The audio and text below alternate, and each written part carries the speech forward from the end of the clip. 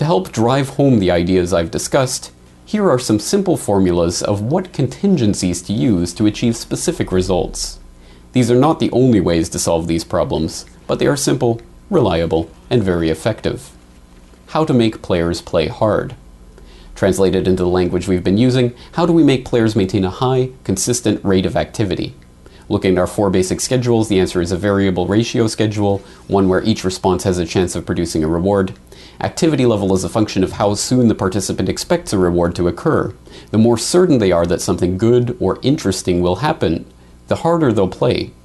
When the player knows the reward is a long way off, such as when the player has just leveled and needs thousands of points before they can do it again, motivation is low, and so is player activity. How to make players play forever.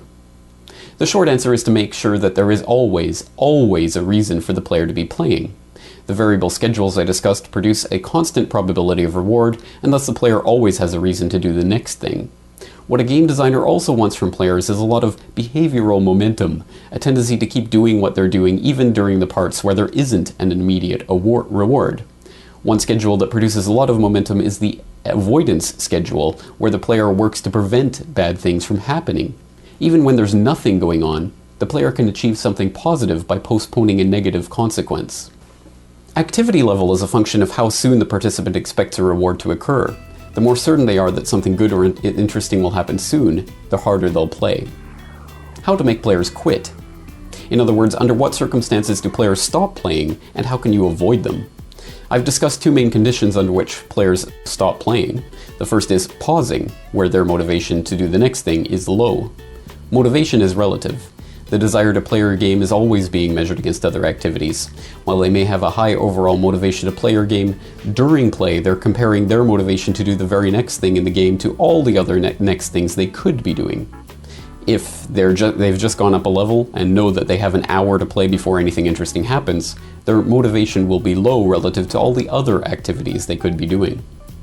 One way around this problem is to have multiple activities possible at any given time. This means that even if killing monsters becomes unrewarding, there are other activities within the game that can take up the slack. If monsters are unprofitable, exploration may be better. The player could take some time to improve their equipment or to practice a new tactic. Note that this is the same phenomenon that led to quitting before, a drop in motivation in the main activity, raising the motivation of lesser activities. In this case, the lesser activities are also part of the game, redirecting their attention within the game and maintaining a high level of play, end quote. In short, what these 2 articles are telling us is that the game designers are taking these games very seriously, and those who think that these techniques of manipulation are only being employed to keep people playing video games would be best served to contemplate how these very same behavioral manipulations can and are being incorporated into your daily lives. This is James Corbett of CorbettReport.com in Western Japan, reporting for What You've Been Missing.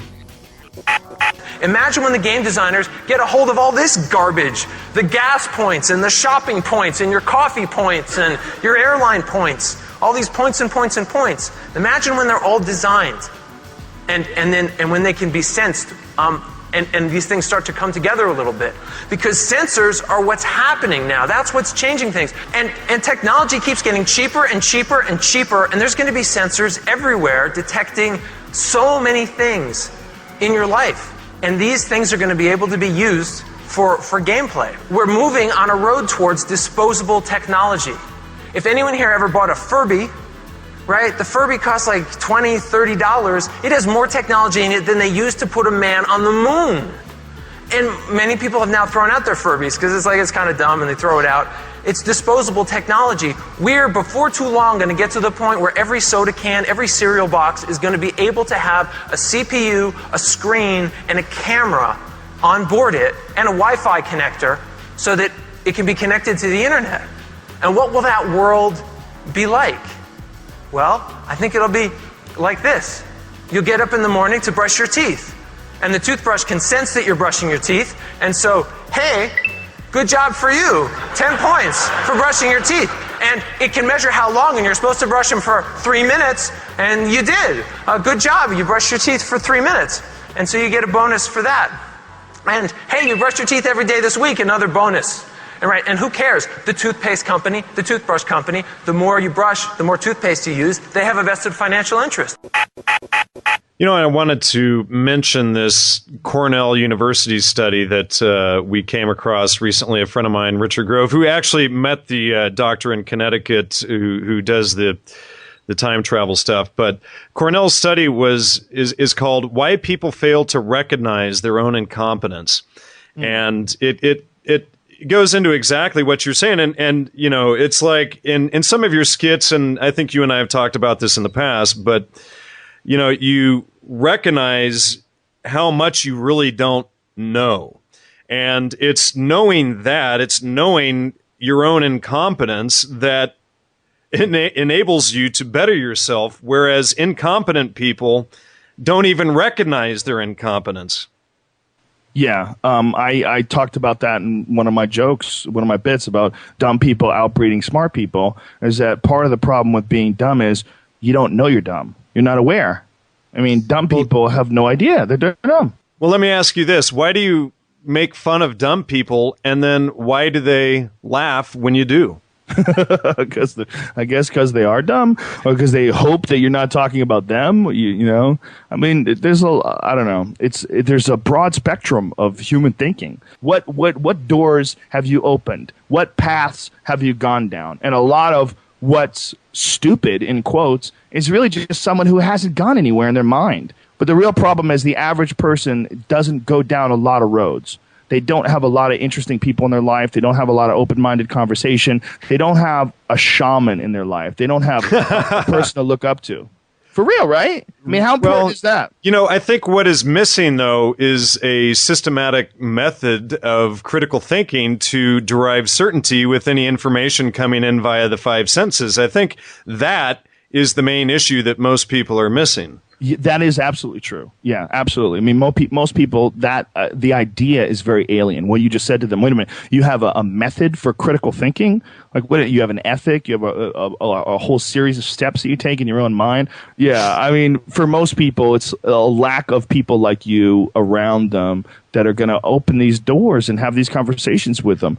This guy can influence your mind with his experiences, with his expression, and that'll set you down a path. And that's really what we're missing, man. What we're missing in life, in this culture, is shaman. We're missing someone who's been there, done that, and can guide you with no ego. So someone who's not just trying to do this for personal gain or for ego gratification, but someone whose purpose in this life is to guide people towards the spiritual, guide people towards the pure, towards the divine, guide people in the right way. There's no role like that in our society. There is no shaman in our culture.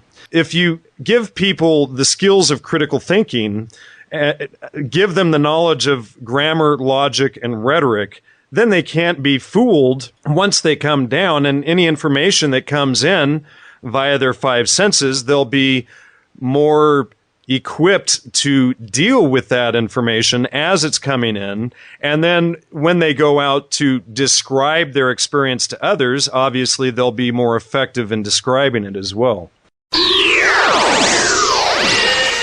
They got a clock going on the television screen exactly when they're going to start murdering people on the other side of the planet. Yeah, fucking crazy. The internet was there. This shouldn't have been taking place. Like, we have the access to information now. Why are people willing to buy this ridiculous story?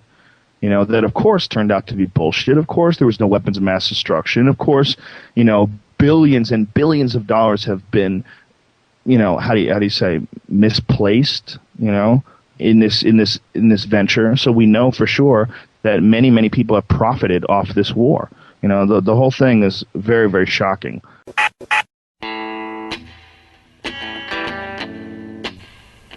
I'd like to thank the fine people at Microsoft for creating something which provides a perfect background through which I can illustrate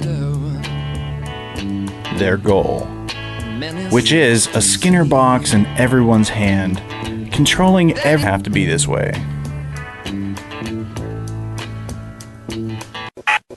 Let's review how the noble lies used to perpetrate a ruse, how the cunning attempts have gone on unchecked. You might even note that the repetition of the myths are necessary to make you believe things, which are not true and misdirect you from the facts. In the heart of this great city, we saw tragedy arrive on a quiet morning. September the 11th. September the 11th. September the 11th. September 11th. September 11th. September 11th. September 11th. September 11th. September 11th. September 11th, September 11th. September 11th, September 11th. September 11th, September 11th. September 11th, September 11th. September 11th, September 11th, September 11th. September 11th, September 11th. September 11th. September 11th, September 11, 2001. War and danger. Continuing danger. Hour of danger. Very, very dangerous world. A grave new threat. Horrific acts of atrocities. Murderous regimes. Dedicating to killing us. Tyranny and terror. Slaughtered thousands. Weapons of mass destruction.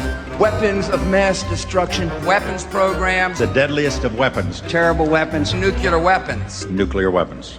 Poison gas. Torture chambers. Mass graves. Deadly technologies. Radical ideology of hate. Terror of threats. Terror. Terror. Terror. War on terrorism. War against terrorism. Global war on terror. Global terrorism. Global terrorism. Global terrorism. Global terrorism. Global terrorism. Global terrorism. Global terrorism. Global terrorism. Terrorism. Terrorism. Terrorism. Terrorism. Terrorism. Terrorism. Terrorism. Terrorism. Terrorism. The evil terrorists.